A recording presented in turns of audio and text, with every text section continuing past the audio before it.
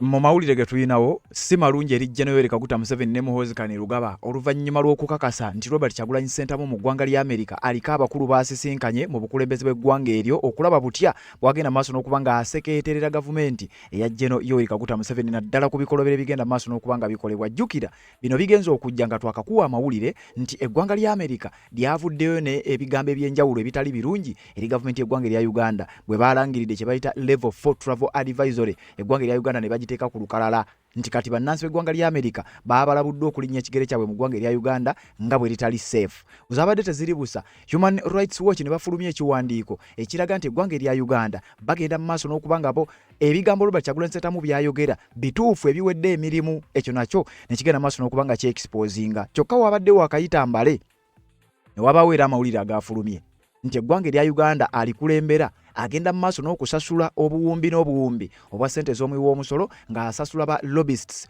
bagende mu maaso n'okuba nga bamusiigira akazigo eri gavumenti y'eggwanga erya Amerika ebeere ng'emuyinako ekifaananyi kirala. Kakati ebyo byonna bigenda mu maaso n'okulaga amaanyi n'obukulembeze bwa Robert Kyagulanyi Ssentamu bwagenda mu maaso n'okuba ng'ateekawo. Kati kigambibwa nti yasisinkanye abamu ku bakulu mu ggwanga lya Amerika kye bayita US Senate Committee on Foreign Relations mu kibuga Washington DC ekikulu eky'eggwanga erya Amerika. Eno nga ye watuula amaka g'omukulembeze w'eggwanga eryo era gy'agenda maaso n'okusinziira ogenda maaso n'okuba nga ate atwalamu ensonga z'eggwanga lye lyakulembera eggwanga erya Amerika. Kati kimaze okukakasibwa nti Robert Kyagulanyi Ssentamu eno gye yasinzidde n'agenda maaso n'okuba nga abasisinkana ku nsonga ez'enjawulo z'ongenda okugamba. Wuliriza, bwe yali yakafuluma eggwanga erya Uganda ekifaananyi ekyasooka okulabika yali ku kizimbe ekyo kyolaba we bayita Capitol Hill wali amaka ne offices ez'omukulembeze w'eggwanga n'abamu bagenda maaso n'okukwatibwako ensonga mu ggwanga lya Amerika. Abamu ku bagambibwa okubeera nti be bavujjirira gavumenti ya General Yoweri Kaguta Museveni basangibwa sayidi yawo. Abamu ku bazannya geemu zonna, diiru zonna na buli mupango gwonna okulaba nga zi gavumenti z'amawanga agamu zibeerako. Robert Kyagulanyi Ssentamu we basinziira ogenda maaso n'okukola bino yatuukawo era kigambibwa okuba nti yasisinkana abamu ku abo abaali bagwanidde. Kakati olunaku olwajjo ekifaananyi kino ne kifuluma. Okusinziira ku Sir Danny Magic ono nga y'omu ku bayambi be yavuddeyo n'atugamba bw'ati nti President Robert Kyagulanyi Ssentamu has just met with the US Senate Committee on Foreign Relations in Washington DC. Yabadde yakamala okusisinkana kye bayita US Senate Committee on Foreign Relations kwegamba olukiiko oluvunaanyizibwa ku nsonga z'ebweru w'eggwanga erya Amerika. Bwe twetegereza abali ku lukiiko olwo abagambibwa okuba nti omukulu bandibanga be yasisinkanye ekyamazima abasajja n'abakazi ab'amaanyi abamu ku bano nga be bamu ku abo abaavaayo nga n'akalulu ka 2026 kaakaggwa ne bagenda maaso n'okuvumirira engeri gye kaakwatibwamu abaawakanya obuwanguzi bwa General Yoweri Kaguta Museveni. Kyokka bwe twogerera be bamu ku bagambibwa okuba nti be yasisinkanye. Ku abo kuliko omukulu amanyiddwa nga Jim Risk, mumujjukira bulungi nnyo nga ye chairman w'akakiiko kano kabeerako abakiiko abakungu 12 era nga akakulembera ye Jim Risk Senator ye chairperson Foreign Relations Committee era nga katulako bammemba 22 era nga kigambibwa okuba nti bane 12 bava mu kibiina kye bayita Republican members then 10 bava mu Democratic members. Kakati bana ba Republican be basinze oba be basinga okubeera influential naddala ku kakiiko kano. Kati kigambibwa nti Robert Kyagulanyi Ssentamu be yasisinkanye abamu ku bo era nga abamu ku bano benkugamba kuliko John Corrin, kuliko Pete Ricketts, kuliko John Curtis, kuliko Ricky Scott, kuliko Ted Cruz, Rand Paul, Michael Lee, Johnson Barrasso ne Bire Hagetti, omulala bamuyita Steve Daines n'omulala amanyiddwa nga Dave McNomick n'abalala 10 bengenda okusomera. Naye nga kigambibwa nti Robert Kyagulanyi Ssentamu yabasisinkanye mu lusisinkana olwabaddemu ensonga enkulu ez'eggwanga erya Uganda. Nenkugamba tegaba mawulire malungi nnyo eri gavumenti y'omukulu amanyiddwa nga General Yoweri Kaguta Museveni era bwe gaba nga ddala bwe gatyo bwe gali gamutuuseeko gaba si malungi gyali. Danny Magic yatugambye nti focus y'ensisinkano eno yabadde ku nsonga zino: urging Uganda's international partners to hold those responsible for oppressing Ugandans accountable.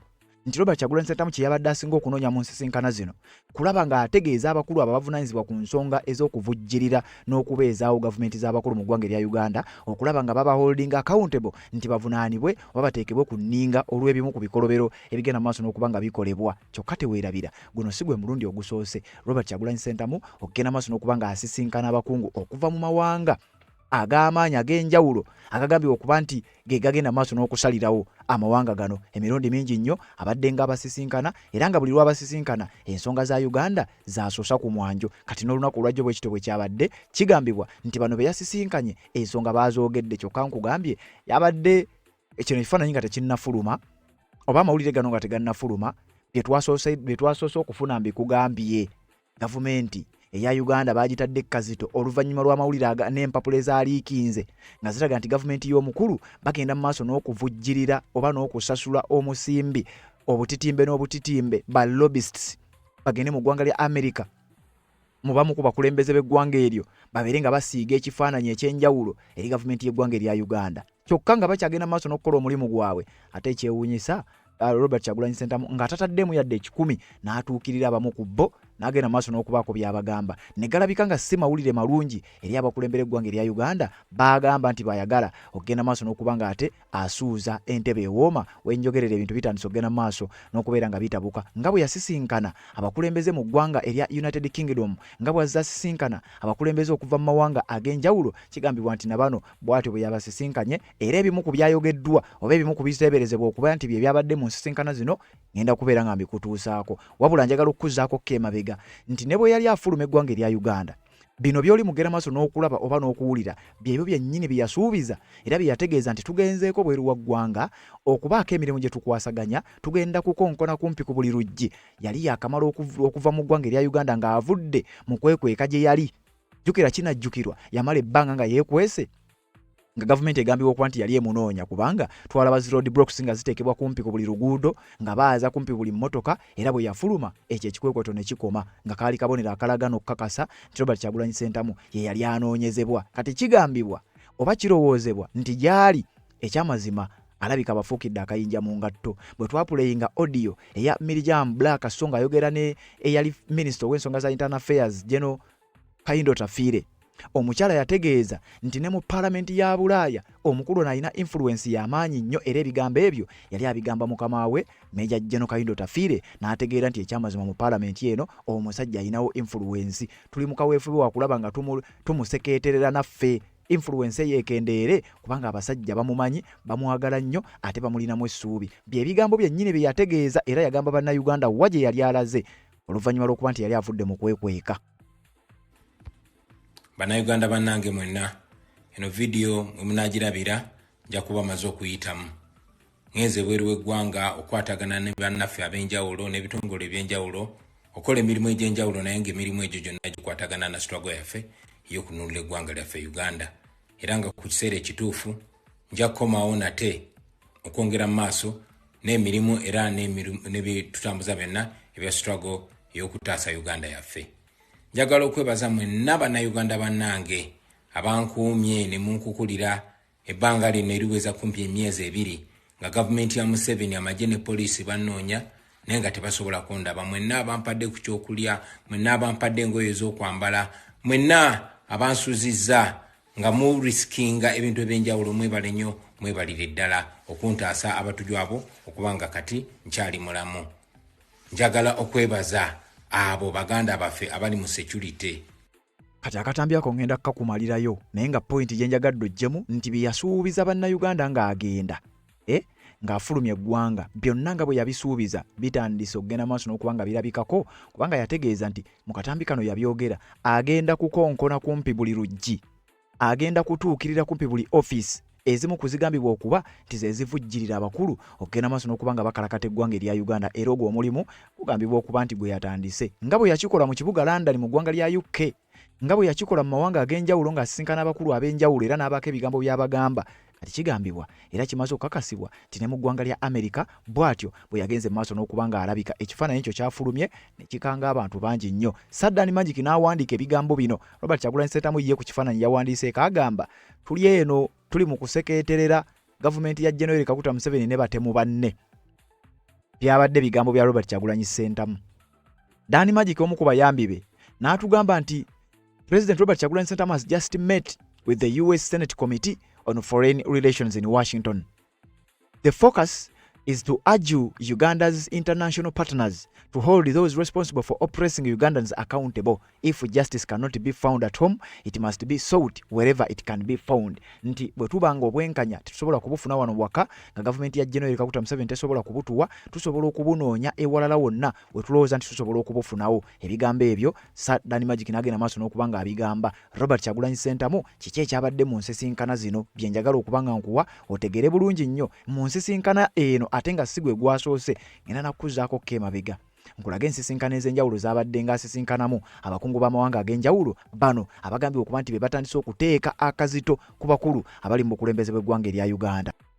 Nsonga z'obufumbo olina omwami naye ng'akutawanya, olina omukyala ng'akutawanya, bajja ne bakwagalako ne bagenda. Gwe alina ebizibu mu byenfuna nga ssente zikuyita mu ngalo, w'oteeka ssente zifa bufi b'owola tebazza. Gwe aloota ng'ogwa mu nnyanja, gwe alumizibwa omutwe nga guganye okuwona, naawe aloota ng'ebintu bikozesa ensonga z'obufumbo. Nina ekifo ku mugga awali amayinja wennyambulirako ebisiraani, ekikwa, ekifiiriza, omudibo, obutaganja, obutaweebwa. Nzijanjaba abantu ab'enzikiriza zonna, nsiŋŋaanibwa njeru ku lw'ejjinja. Gwanjagala kuba ku nnamba yange eyo, naawe aliye wale nnyo yita ku WhatsApp.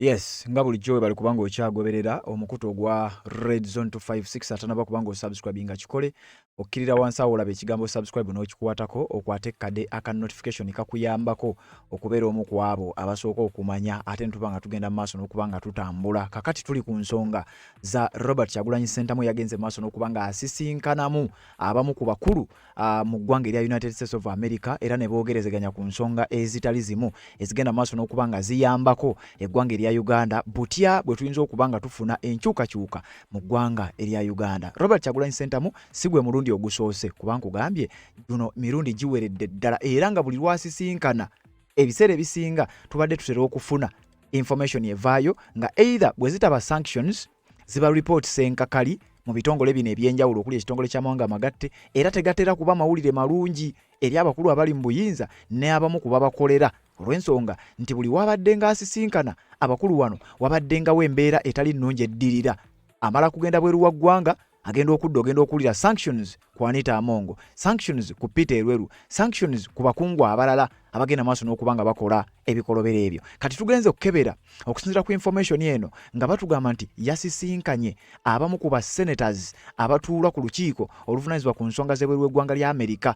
Bwe tugenze mu maaso bakebera beebaani abatuula ku lukiiko olwo bwe baba nga ddala bonna yabasisinkanye be bano wammanga bali 22 abava mu kibiina kya Republican Party nga be balinamu ne chairperson wa olukiiko luno ye James Risk oba Jim Risk mumujjukiro oyo omusajja omukakali ennyo eyavaayo n'ekiwandiiko ekyobusungu n'ategeeza bakama be mu ggwanga lya Amerika nti tubeeremu amagezi abasajja akalulu ke bategese si ka mazima si ka bwenkanya. Seneta oyo yakulembera olukiiko luno olugambibwa okuba nti omukulu lwe yagenze maaso n'okubanga asisinkana. Omusajja oyo agambye okuba nti tayagalirako ddala ku gavumenti ya General Kaguta Museveni olw'ebikolobero ye byagamba nti bye bigenda maaso n'okukolebwa. Kati baakulembera be baani? Nkugambye kuliko John Cornyn ono wa Texas, Peter Ricketts ono wa Nevada, kuliko John Curtis, kuliko Rick Scott owa Florida, kuliko Ted Cruz oba Texas, kuliko Randy Paul, kuliko Mike Lee, kuliko John Barrasso, ne kubako Bill Haggett, kuliko Steve Daines, ne kubako Dave McCormick. Kakati wuliriza abo be bava mu kibiina kya Republican Party ekya president w'eggwanga eryamanyiddwa nga Donald Trump. Kati mu balala abatula ku lukiiko luno olugambye okuba nti lwe yasisinkanye kuliko Jeanne Sheehan, omukyalo ono omujijjukiro ono ranking member. Jeanne Shaheen yali omu era ye yatuula n'ono munne ne babaga ekiwandiiko ekyawamu oli ono akulembera wa Republican Party then ranking member ndoza tukitwale nti ye mumyuka we wa Democratic Party bonna bassa kimu ne bagamba akalulu k'eggwanga erya Uganda tekabadde ka mazima na bwenkanya tekeetaaga genda maaso nakubanga kakonsidaringibwa. Twetaaga okubako kye tukola tu reviewing enkolagana yaffe n'eggwanga erya Uganda. Omusajja oyo yakisaba from day one.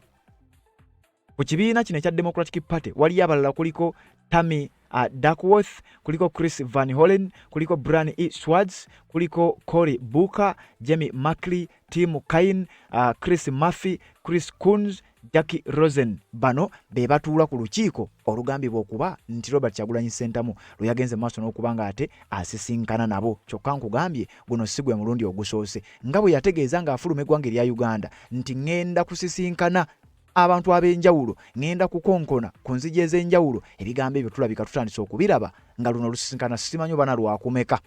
Kubanga gye buvuddeko tubadde tukuwa ebigambo ebingi ennyo ndowooza ne bino kansooke mbikuwe byayogera ng'agenda maaso n'okuba ng'agenda, wabula nga sinaba kubanga nkuwa ebigambo bino njagala okukutegeeza nti waliwo n'abamu ku bannayuganda abawangaalidde ennyo mu diaspora. Mumanyi omusajja gwe bayita Muvawala yalabudde n'agamba abakulu abali mu buyinza bw'eggwanga erya Uganda mwegendereze nnyo.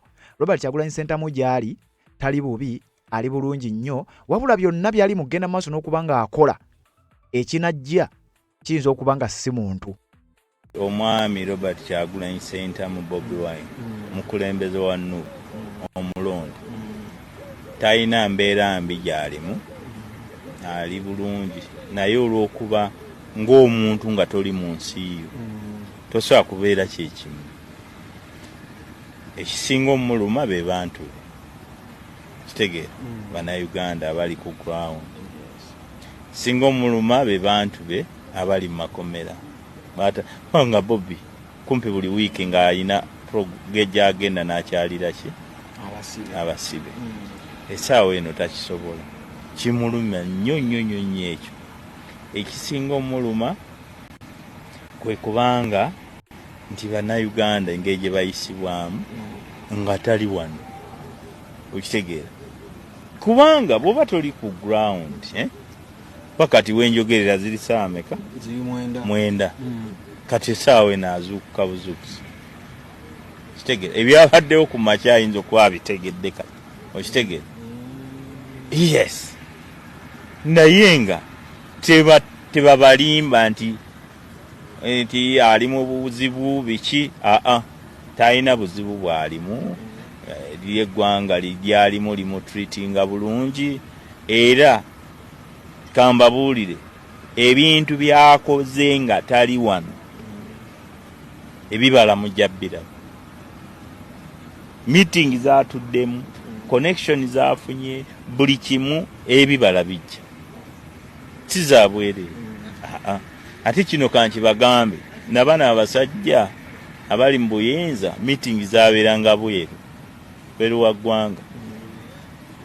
Era waliwo President Museveni yava mu nsiko n'amala nga taliyo emyezi eki, ng'ali mu bantu be bali mu diaspora, bambabazi be baali eyo, bamiitinga ne bamutwala mu gundi bakola ki.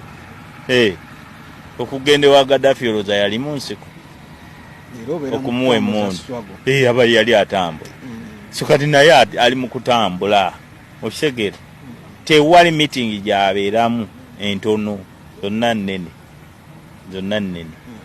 Era ebibala mujja biraba, naye mwennyini akivumirira okuba nga tali mu nsi ye. Lwaki? Nga talina musango. Era ebigambo bye yayogera bwe yali afuluma bye ngenda okukuwaako mu katambi, naye ng'omukulu akugambye ensisinkana zaalimu ebibala mugenda kubiraba.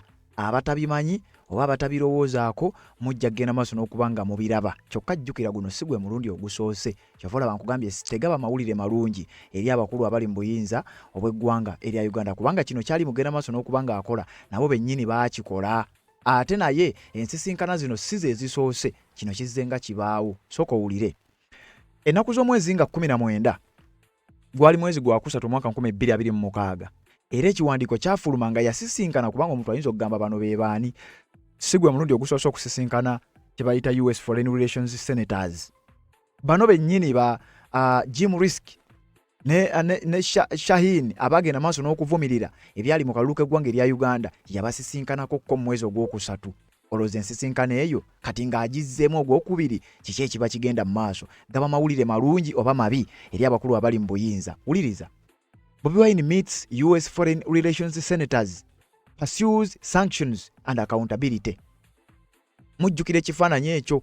nakibawa waba obadde ogoberera. Yasisinkana mu kibuga Washington DC ewali amaka g'omukulembeze w'eggwanga erya America Donald Trump, n'asisinkana baseneta abavunaanyizibwa ku nsonga z'ebweru w'eggwanga lya America, era mbu bye baayogerako kwe kulaba nga bapuushinga kye bayita sanctions eri abakulu abali mu buyinza bw'eggwanga erya Uganda, diplomatic isolation eri abakulu abali mu buyinza bw'eggwanga erya Uganda, n'okulaba nga babeera accountable abo abavunaanyizibwa ku bikolobero ebigenda maaso n'okuba nga bikolebwa ku bannayuganda. Kakati wulira mu kiwandiiko kino. Washington DC, Uganda opposition leader Robert Kyagulanyi Ssentamu aka Bobi Wine held high-level talks with a bipartisan team of senators from the US Senate Foreign Relations Committee and the members of the House Foreign Affairs Committee on Capitol Hill on Wednesday. Wali mwezi gwa kusatu. Yasisinkana bipartisan members mu Senate yeno ba mu lukiiko luno komiti eno abavunaanyizibwa ku nsonga z'ebweru w'eggwanga lya America abatalina kibiina. Bwe yamala obbasisinkana n'amala n'asisinkana Senate yennyini Relations Committee ekulemberwa omukulu amanyiddwa nga Jim Risk, nabo n'agenda maaso n'okuba nga abasisinkana. Kati wano batugamba according to photos and shared on X, Bobi Wine reportedly discussed a comprehensive review of Uganda-US relations, alleged human rights violations in the country and the encroachment on civil liberties. Nti yasisinkana abakulu, bwe yamala obbasisinkana ensisinkana zino tezaakomaawo, wabula baayogerezeganya ku bigenda mu maaso mu ggwanga erya Uganda, naddala ebyo ebitagenda bulungi, omuli okunyigiriza abantu, okutulugunya bannansi, ekiwamba abantu, okusiba abantu ba bulijjo mu kkooti z'amagye, ebintu ebyo mubijjukira ebiseera ebyo. Akalulu ebyali bivudde mu kalulu Simon Byabakama ng'alangibwa, bamulanga okulangirira ebintu nga si bye byali ebituufu. Ebigambo Robert Kyagulanyi Ssentamu bye yayogera ng'asisinkanya abakulu bano bye bimu byennyini byazze ng'ayogera ebbanga lyonna. Kyokka ate nga ovudde ne kweyo ensonga nga kigambibwa nti era ebigambo byazze ng'ayogera ng'agamba bannayuganda bano abakulu yabibagamba dda era bamanyi ekiddako, y'ensonga lwaki babadde nga bafulumya statements ezitali zimu. Robert Kyagulanyi Ssentamu, who surfaced in Washington after nearly 2 months in hiding, urged international financial organizations to trace public funds misused by General Yoweri Kaguta Museveni's government. He specifically called on the US Treasury and the State Department to impose targeted sanctions on officials responsible for human rights violations and undermining democracy. Eyali yakalabika oluvannyuma lw'ebbanga lye yali amaze nga talabikako, oluvannyuma lw'okuba nti yali yafuluma eggwanga erya Uganda n'agenda mu ggwanga erya United States of America n'asooka amala akabanga nga talabikako, nti okulabika okwasooka yalabika ategeeza ensi nga bw'ava okusisinkana abakulu bano. Era mu kubasisinkana yagenda mu maaso n'okuba ng'abaako by'ayogerezeganya nabyo ku nsonga zino, era mbu n'asaba kye bayita US Department of the Treasury, eno mugimanyi ye department etera okuvunaanyizibwa ku kuteekawo envumbo, sanctions n'obukwakkulizo obw'enjawulo ku bakulembeze b'amawanga agatali gamu. Kati yabasisinkana n'abasaba nga bwe mukola mu mawanga amalala n'eggwanga erya Uganda mulirowoozeeko. Abeetaaga okuteekako envumbo muzibateekeko, abeetaaga okuholding accountable mu baholding accountable, mutuyambeko, mulekeraawo n'okubavujjirira, kubanga yabategeeza ffe tetwagala buyambi bwammwe nga bannayuganda nti oba mutuwe ssente oba mujje mutulwanire, wabula twagala mulekeraawo okuvujjirira gwe tulwanyisa. Tujja kuba tusobola okugenda maaso n'okuba nga twerwanako, olwo omulimu ogwaffe tubeere nga tugukola, tetulina atutiisa. The National Unity Platform president fled Uganda following a military raid on his Magere home, and the day General Kaguta Museveni was declared winner of the disputed January 2026 election. Nchono yali yakafuluma eggwanga erya Uganda oluvannyuma lw'amakaage okusalibwako amagye, era nga amagye ago gasalako amaka gano ku lunaku Simon Byabakama lwe yalangirira results ebyali bivudde mu kalulu. Robert Kyagulanyi Ssentamu amakaage ne bagasalako, wabula bw'atyo n'afuluma eggwanga erya Uganda. Earlier in the day, Bobi Wine confirmed his engagements on his own X account. Started my international engagements today with meetings on Capitol Hill in Washington DC, Free Uganda, accompanied by a photo of him in a suit outside the Capitol Hill. Ekifaananyi kiri kyenkugambye ekyasooka okulabika bwe yali yakamala okufuluma nga kirabikira oba nga yalabikira ku kye bayita Capitol Hill mu kibuga Washington DC eky'eggwanga erya United States of America. Era nga Robert Kyagulanyi Ssentamu ono kigambibwa nti bino byonna yategeeza ensi nga bwe yaliko abakulu be yali asisinkanye, era ng'akyagenda maaso n'okubasisinkana okulaba butya bwe bagenda maaso n'okutema empenda eggwanga erya Uganda okulaba nga liddamu emirembe. Era bwe yasisinkana abakulu bano yategeeza eggwanga ntandise international engagements nga bwe nabagamba bannayuganda mu butambi obw'enjawulo bwenzize nga mbawa oba bwenzize nga mbategeerezaamu information nti tujja kulaba kaweefube ekigwe tugenda okukola nga tukonkona kumpi ku buli luggi okuvunza n'okusekeeterera gavumenti ya General Kaguta Museveni. Ne batugamba nti upon UPDF spokesperson Kano Chris Magezi dismissed claims of nti okumanya obunkenke bwali bungi nnyo naye yali omwogezi w'amagye acting amanyiddwa nga Chris Magezi yatuuka n'okuvaayo n'agaana n'agamba bannange Robert Kyagulanyi Ssentamu tetumuyigga tetulina kye tumwagaza. The meeting signal a renewed push for international accountability following earlier Senate concerns led by figures like Senators Jim Risk, Jenny Shaheen and Cory Booker. Bano bowulidde nkusomera nti be batula ku lukiiko luli olw'abakulu bazze nga asisinkana. Wano mu kiwandiiko batugamba nti ensisinkana ezo bwe bubonero obulaga nti atandise bayita international accountability nga pushinga for international accountability.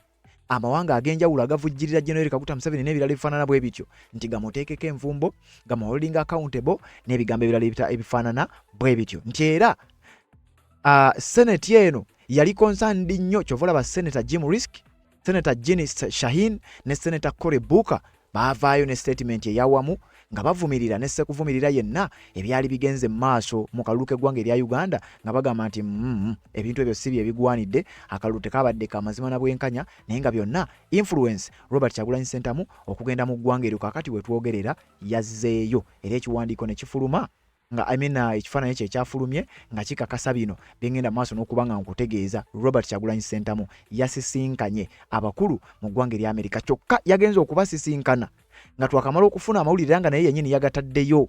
Wuliriza essaawa 18 eziyise yagenze ku mukutu gwe n'agamba these documents publicized under America's public disclosure laws reveal that General Museveni's regime is busy hiring foreign agents in Washington DC to whitewash its battered image before the world.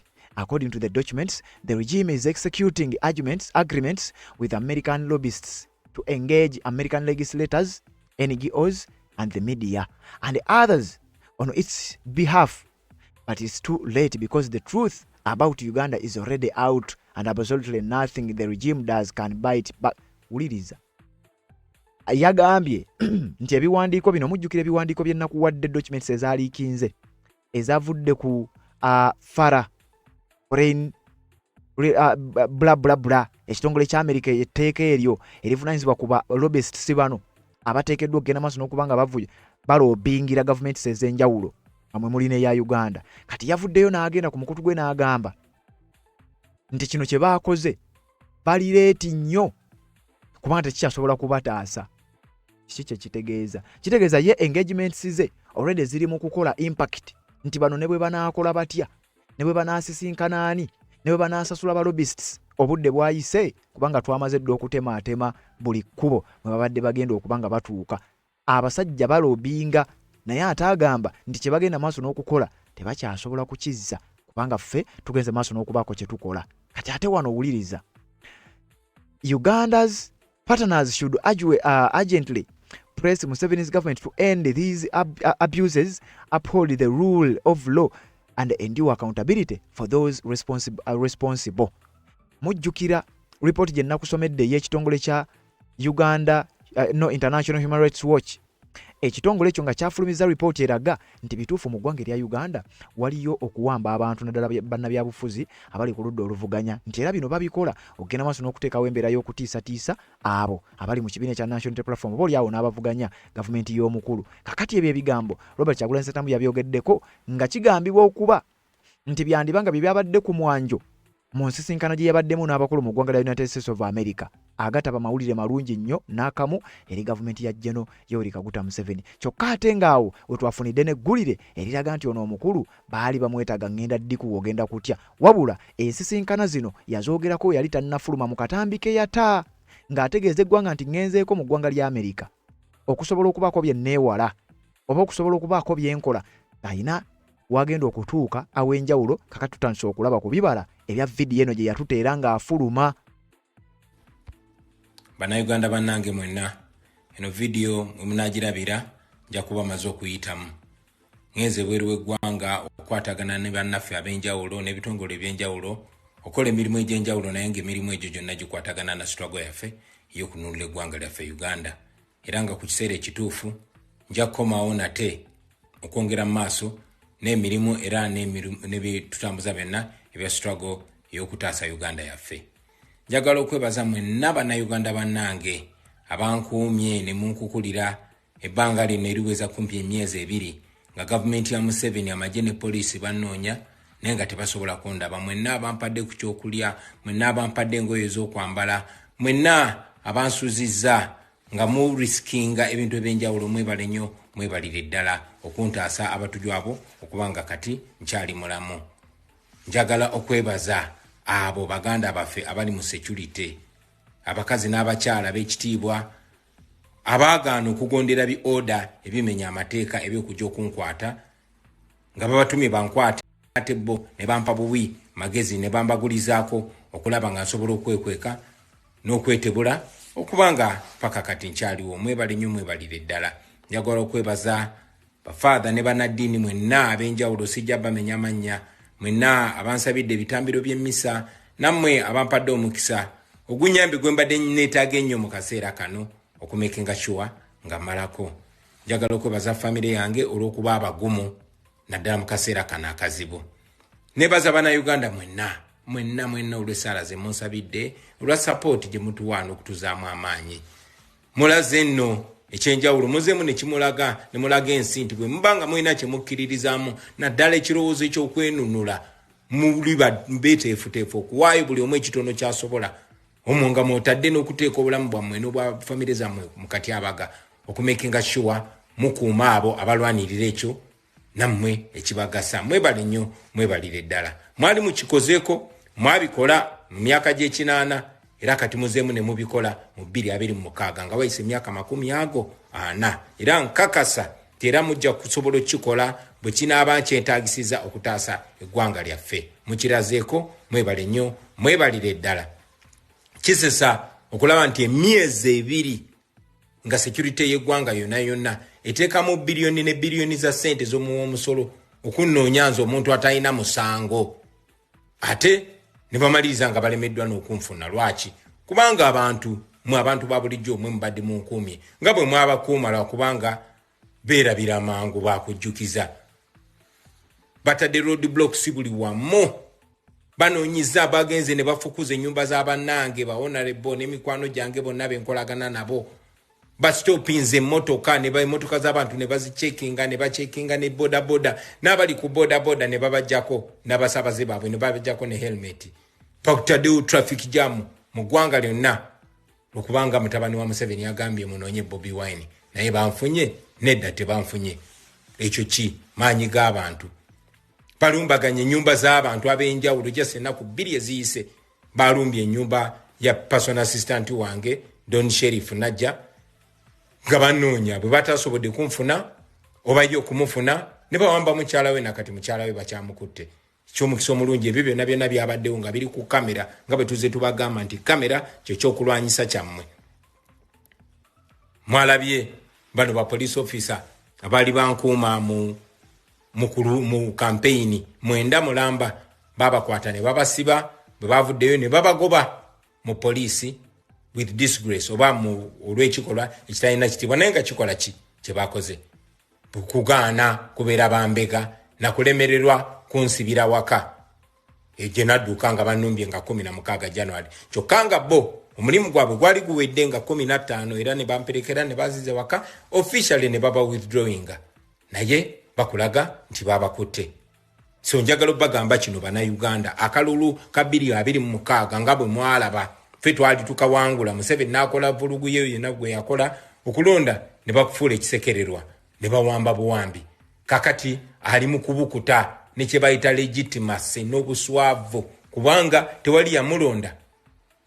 Mulabye nze siri waka kubanga baatulumbagana bannumbe waka ku lunaku lwe 16 January nze nabatolokako mu Robert Dobb style naye era bwayitawo ennaku ntono ne bakola olulumbagano olulala. Olumbagano olwo bakola ki?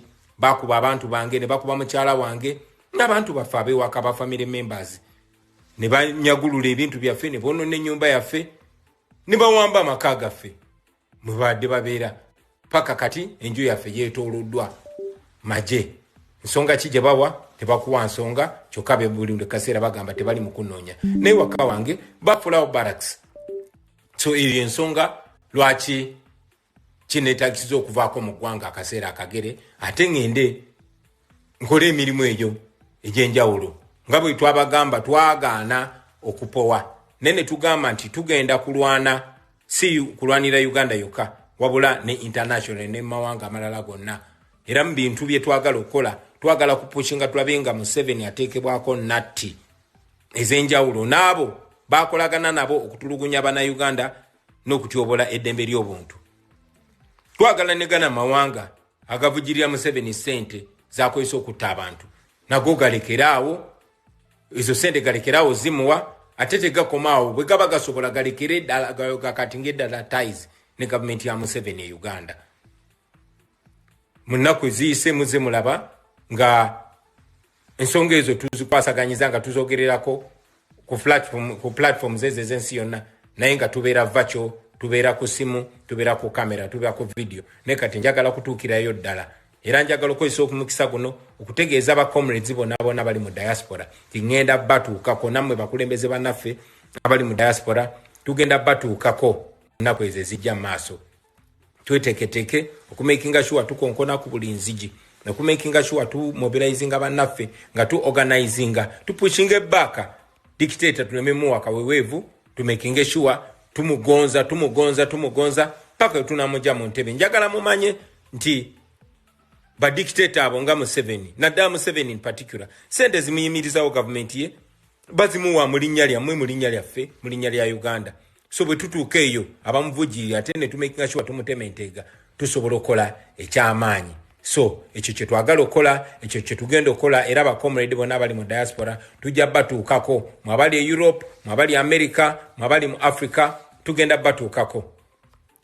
Nga siriwo Deputy President waffe wa Northern Uganda Dr. Lina Zedriga yagenda okubeera acting president w'ekibiina kyaffe kya National Unity Platform. Nga maze okukola emirimu gyennyini okukola nga tumaze okumakinga sure buli wamu tufefetawo nga tumaze okukola okumakinga sure tufightinze government eyo ku international front era nja komawo ewaka kuba siina musango. Bankole kye baagala okunkola regime ya Museveni ng'ensi yonna eraba kubanga tekimenya mateeka okwesimbawo ku bwa president. Naye mu kaseera kano njagala obasaba mwenna musigale nga muli gumite, musigale nga muli bumu era mumeere n'essuubi kubanga Uganda ejja kununulwa era ejja kununulwa ffe Bannayuganda. People power, our power. Our power, people power. Kakati ebigambo ebyo yabyogera era nga bw'owulidde agambye nti alina be yali agenza okusisinkana oba ensisinkano ez'enjawulo z'abadde agenda okuba nga akolako okulaba nga kaweefube agenda mu maaso w'okulaba nga eggwanga erya Uganda ligenda maaso n'okuba nga linunulwa. Kati njagala okukutegeeza nga bw'obiwulidde yabyogera ng'afuluma eggwanga erya Uganda, njagala okukutegeeza nti kaakati bwe biri Robert Kyagulanyi Ssentamu kimaze okukakasibwa nti yasisinkanye dda abakulu bano. Kyokka jjukira guno si gwe gusoose lwe yasembayo okubasisinkana. Ekyamazima waliwo bingi ebyagenda maaso n'okuba nga byogerebwa era ng'akabonero akaali kalaga nti ensonga lwaki yali ng'ayiggibwa ng'abakulu baleka tebaagala afulume, nga singa afuluma wandibaawo ekitajja kuba kyangu era nga singa afuluma n'atandika okugenda maaso n'okuba nga akola engagements zino ebinaddako biyinza obutaba birungi gye biri gyali, biyinza obutaba birungi gye bali abali mu buyinza. Kati n'olw'ebigambo ebyo waliwo akatambi kenjagala owulire nga mu katambi kano omuntu omu yawuliddwa muganda nga Simple nga nnyonnyola nti oba oli awo baali bamunoonya awo kiba kisoboka n'okumutta yali ajja kuttibwa oba si kyo okuteekebwa emabega w'emitayimbo okumalira ddala ebbanga eritali gere, ebbanga eryo lyobadde tojja kutegeera nga bw'olaba ba Erias Lukwago, nga bw'olaba ba Dr. Kizza Besigye n'abalala. Information eno giwulirize then oluvannyuma nzije nkulage lwaki Robert Kyagulanyi Ssentamu yali anoonyezebwa. Sitera nnyo okukola video ne ngamba nti security alerts naye olwaleero nzikiriziddwa oba mpaliriziddwa ogikola. N'olw'ensonga eyo ngenda kusaba buli munnayuganda alaba video eno ogiteekeko share. Lwa nsonga nkulu nnyo kubanga video eno otagiteekako share ogenda bba otadde obulamu bwa Robert Kyagulanyi Ssentamu Bobi Wine mu matigga. Era buli muntu abadde yeebuuza lwaki Bobi Wine yalina ofuluma eggwanga Uganda, ngenda kusaba olabe video eno obeeko ne gogisharinga ategeere ensonga lwaki Kyagulanyi Ssentamu Robert Bobi Wine yalina ofuluma eggwanga Uganda. Abasajja baali bamaliridde okukwata Bobi Wine omuteeka mu kkomera abeereyo emirembe n'emirembe amiina nga Kizza Besigye bwali ate kya Bobi Wine kyandibadde waasi. Finally emmandwa bwanika erinnya Robert Mao, wuliriza ebigambo bino. Mwalaba ekiwandiiko ekyava ewa General Sale egamba omuduumizi w'eggye lya Uganda CDF ansisinkane abeeko byambuulira ku bigenda mu maaso kubanga abirimu nnyo. Ebiseera ebisinga ffe ba civilian tulaba ebintu aba security bye bakola bwe baba nga tebatubuulidde oluusi tetubitegeera. Mujjukira 2020 mu mwezi gwa Novemba waaliwo vaawo mpitewo okwekalakaasa abajaasi ne poliisi ne batta abantu bangi. Oluvannyuma ne wabaawo operation omwakwatirwa abantu bangi nnyo nnyo. Naye oluvannyuma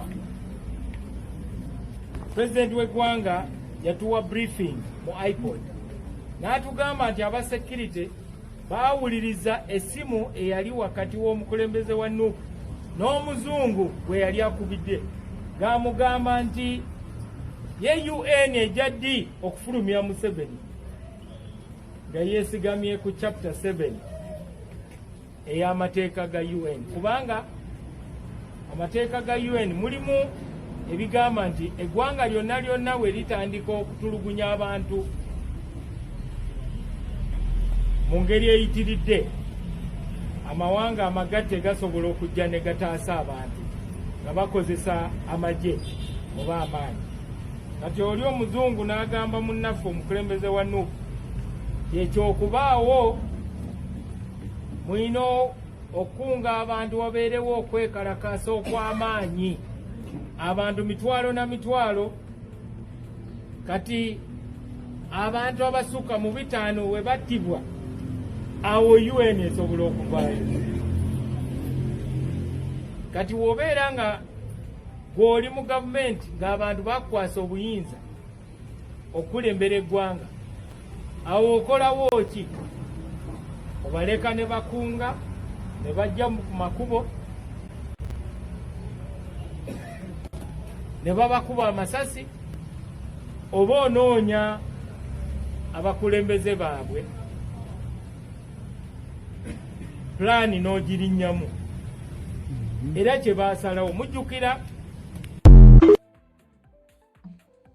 oyo bamuyita Robert Mao. Subhanallah. Mukama Katonda. Kyagulanyi Ssentamu Robert Bobi Wine. Nyongera okukusaba oba olira video eno. Ene Uganda tetukwetaagayo. In fact, ofuga bulungi nnyo eggwanga Uganda ng'oli mu America. Kakati mu katambi ako information eyo ndowooza osobola ogitegeera obulungi ennyo nga tugirireetinga ku bigambo kano Chris Magezi bye yayogera nti Robert Kyagulanyi Ssentamu mu kwekweka gye yali twali tetumwetaaga, twali tetugenda mmuwamba, twali tetugenda mmukwata. Era we yakwatira ekkubo n'afuluma nga kiraga oba kino kyongera okulaga nti omukulu yali alina kyasensinze sinakindi nga yalina intelligence yali emulaze nti wandibaawo ekitali kituufu ekiyinza okugenda mu maaso. Ekyewuunyisa nti mu kugenda okwo ng'alinga eyeetaase kiyinza okuddirira ate nga mu ngeri y'emu agenda n'eri okwolekera eri okulaba ng'asobola okubaako engagements ez'enjawulo zagenda maaso n'okuba ng'akola kati nga bwe tuli mu kukiraba alabikidde mu kifaananyi ekyo ekisinze okuleeta obunkenke eri abakulu ng'ate si gwe gusoose. Nkugambye ono azze asisinkana abakulu mu ggwanga lya Amerika mu bitundu eby'enjawulo, amawulire agatali malungi nnyo era agatawoomera abakulu abali mu buyinza bw'eggwanga erya Uganda. Bino bw'abadde ng'abikola gye biggweera bagenda okumaliriza nga bw'otawulira sanctions owulira reports enkambwe ennyo. Yakikola mu ggwanga lya UK, kibuga London agenze n'asinkana abantu ab'enjawulo, akikoze mu mawanga ag'enjawulo, mu mawanga nga Netherlands agenze maaso n'okuba nga asisinkana abantu ab'enjawulo abakungu, wabula mu ggwanga lya Amerika bano baasisinkanye baavumirirako ku byali bivudde mu kalulu ka 2026 Simon Yamakabe yali asomye n'embeera akalulu ako gye kakondakitingibwamu. Bano abakulu baali si basanyufu n'engeri akalulu kano gye kaali conducted. Kakati olowooza ki? Njagala ogattegatte doti saawo nti bano be bamu bagenze maaso n'okuba nga asisinkana. Olowooza ensisinkana eno etegeeza ki era kiki ekiyinza okuba nga kiddirira oba abakulu mu gavumenti y'eggwanga erya Uganda kye bayinza okuba nga boolekedde oluvannyuma lwa Robert Kyagulanyi Ssentamu okusisinkana abakulu bano. Kyenjagala ogenda maaso n'okuba nga ate nkuyitiratiramu otegeere bulungi nnyo butya ensonga eno bweyinza okuba nga ate abakulu batadde ku nninga gy'otalabanga. Nina wano ekiwandiiko kyenjagala ogenda maaso n'okuba nga nkuyitiratiramu. Ekiwandiiko kino nga kinnyonnyola bulungi nnyo ensonga zino n'obunene bwazo n'engeri gye zigenda maaso n'okuba nga zibateeka ku bunkenke. Ekiwandiiko kino nakyo kyafulumye gye buvuddeko nga kinnyonnyola nti komiti eno Robert Kyagulanyi Ssentamu gy'azze asisinkana emirundi egisukka kati mugumu, akyamazima ebadde esitandinze nnyo ne bannayuganda era tegatera kuba mawulire malungi ennyo eri bakulu abali mu buyinza bw'eggwanga erya Uganda naddala ng'amaze osisinkana abakulu bali mu ggwanga lya Amerika. Ekiwandiiko kino kigamba US Senate panel condemns Ugandan elections, calls for sanctions review following Muhoozi's actions. Senate eno gye njogerako Robert Kyagulanyi Ssentamu gy'agambibwa okuba nti gye yasisinkanye omulundi ogwokubiri oba omulundi omulala nga si gwe gusoose, yavaayokko n'evumirira ebikolwa birigenda maaso n'okuba nga bikolebwa era n'ekoowoola bakama ba abakulembera eggwanga lya Amerika bariviewinge enkolagana gye balina wakati waabwe n'eggwanga erya Uganda ku lwa Robert Kyagulanyi Ssentamu ne information gye yali abawadde, nga kigambibwa nti baali bagenza okwekenneenya nga balaba nti omusajja ebigambo byagenda maaso n'okuba ng'ayogera ekyamazima bwe tukola okunoonyereza mu ggwanga erya Uganda bwe biri era bano batuukirira. Abo boolaba akafaananyi ako ye seneta amanyiddwa nga Jim Risch ne Ginny Shaheen. Abo baseneta ababiri omu ranking member ku Senate, omulala chairperson wa Senate oba wa komiti eyo. Kitegeeza kiringa bonaabeera ne speaker wa parliament ne leader of opposition nga ku side zombi bombi bazze basisinkanye. Mu kifaananyi ekyo baali basisinkanye Marco Rubio, Secretary of State. Marco Rubio, Secretary of State mu ggwanga erya Amerika. Era mu kumusisinkana eyo olowooza nsonga ki ze baba boogerako? Kano kabonero akakulaga nti bano basisinkana abakulu mu bukulembeze bw'eggwanga lya Amerika. Kakati ate be bantu be bamu abagambibwa okuba nti Robert Kyagulanyi Ssentamu baakamusisinkana emirundi giringa ebiri oba n'okusoba mu ggwanga erya Amerika. Wuliriza batugamba ku nsonga za Senate eno b'akakiiko kano. Wulira wano. The US Senate Foreign Relations Committee has condemned Uganda's recent elections, calling them a hollow exercise designed to extend General Yoweri Kaguta Museveni's 4-decade rule, and has called for a review of whether sanctions may be warranted against the key figures, including Museveni's son, General Muhoozi Kainerugaba.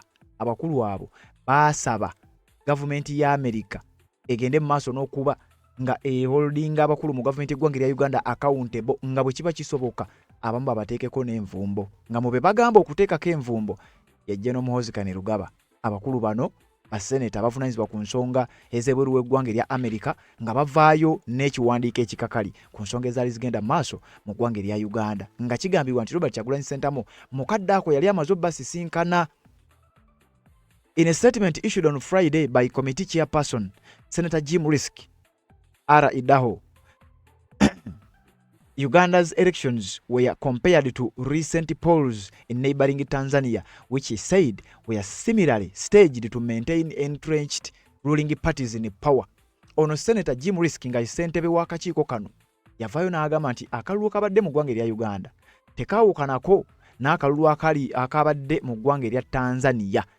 ng'obululu buno bwagendereddemu oba bwagendereramu okulaba nga just kifaananyi bufaananyi okugezaako okulaba nga bano abakulu beesigaza beeremeza mu buyinza obw'amawanga ago Uganda ne Tanzania naye ng'obululu ekyamazima tebwalina mulamwa gwa kulaba nti balonda just kuwuddiisa bannansi na kuwuddiisa international community okulaba nga bino babalowoozesa nti bategeka akalulu. Kati abakulu abo abaafulumya ebigambo ng'ebyo nga basabye we kiba kisoboka ne Muhoozi bamuteekeko sanctions bano bennyini Robert Kyagulanyi Ssentamu bagambye okuba nti beyasisinkanye era mu nsisinkano eyo ensonga ezaayogeddwako ezigambibwa okubeera nti zezaayogeddwako z'ensonga zezimu abakulu ze baali bavumirira. Kati kitegeeza wandiba nga waliwo ekigenda mu maaso ekitali kirungi nnyo eri abakulu abali mu buyinza bw'eggwanga erya Uganda. Oba tonaba kubanga osubscribinga kira wansi awo olaba ekigambo subscribe kikwateko, kwata kale ka notification abeere omu ku abasooka okumanya buli lwe tutaddeyo, aye tubeere nga tutambula ffenna tukyalina updates nnyingi nnyo era tuwuliziganye mu updates ezigenda okuba nga ziddako. Ensonga z'obufumbo olina omwami naye ng'akutawaanya, olina omukyala ng'akutawaanya, bajja ne bakwagalako ne bagenda. Gwe alina ebizibu mu byenfuna nga ssente zikuyita mu ngalo, w'oteeka ssente zifa bufi b'owola tebazza. Gwe aloota ng'ogwa mu nnyanja, gwe alumizibwa omutwe nga guganye okuwona, naawe aloota ng'ebintu bikozesa ensonga z'obufumbo. Nina ekifo ku mugga awali amayinja wennyambululirako ebisiraani, ekikwa, ekifiiriza, omudibo, obutaganja, obutaweebwa. Nzijanjaba abantu ab'enzikiriza zonna, nsiŋŋaanibwa njeru ku lw'ejjinja. Gwanjagala kuba ku nnamba yange eyo, naawe ali ewala ennyo yita ku WhatsApp.